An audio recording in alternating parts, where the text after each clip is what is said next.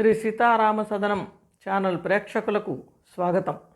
నారాయణ పరమేశ్వర ధారాధర నీలదేహ దానవ వైరీ క్షీరాబ్ధిశయన యదుకుల వీరా నను కావు కరుణ వెలయగ కృష్ణ.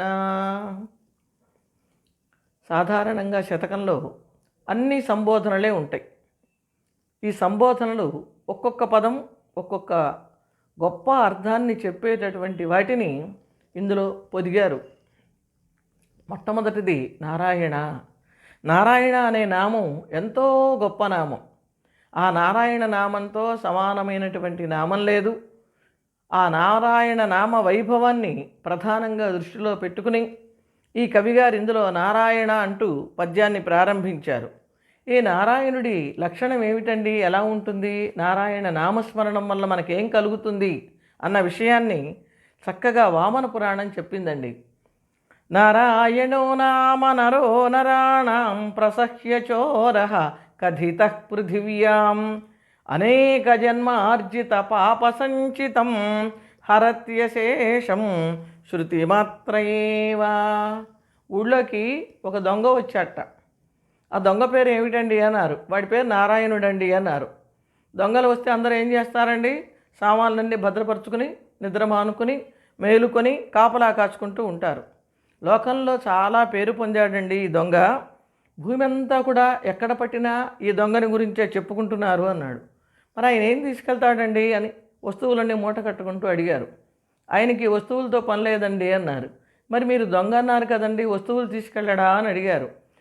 ఈ దొంగకి ఈ వస్తువులతో పని లేదండి, ఆయన తీసుకెళ్ళేవి వేరే ఉన్నాయి అన్నారు. ఏమిటండి అవి అంటే, ఆయన ఎవరైతే ఆ దొంగ పేరు తలుచుకుంటే చాలుట అనేక జన్మ అర్జిత పాప సంచయం.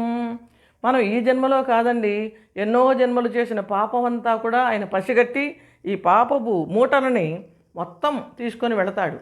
ఆయన రానవసరం లేదండి, ఆయన పేరు తలుచుకుంటేనే ఈ పాపపు మూటలన్నీ ఆయన ఎత్తికెళ్ళిపోతాడు అని చెప్పారు అని వామన పురాణం నారాయణుని యొక్క నామ వైభవాన్ని అద్భుతంగా చెప్పింది. ఆ వైభవం తెలిసిన కవి నారాయణ అంటూ మొదలుపెట్టాడు. పరమేశ్వర. పరమేశ్వరుడు అంటే శివుడుగా లోకంలో ప్రసిద్ధిని పొందారు. పరమమైన గతికి అధిపతి అయినవాడు పరమేశ్వరుడు. ఈయన ఎలా ఉంటాడు ఈ పరమేశ్వరుడు? ఇక్కడ పరమేశ్వర పదం చేత మనం శివుడేమో అని భ్రమ కలుగుతుంది. కానీ పక్కనే విశేషణం వేశారు, ధారాధర నీలదేహ. నల్లని నీటి మబ్బు వలె ఉన్నటువంటి శరీర వర్ణం కలిగినవాడు. పరమేశ్వరుడేమో తెల్లగా ఉంటాడు. ఇక్కడ వేసినటువంటి ధారాధర నీలదేహ అనే పదం వల్ల శ్రీకృష్ణ పరమాత్మనే మనం భావించాలి. దానవ వైరీ. ఈయన లక్షణం ఎలాంటిది? దానవులకు శత్రువండి. ఈయనకి మిత్రులకి శత్రువు కాదు.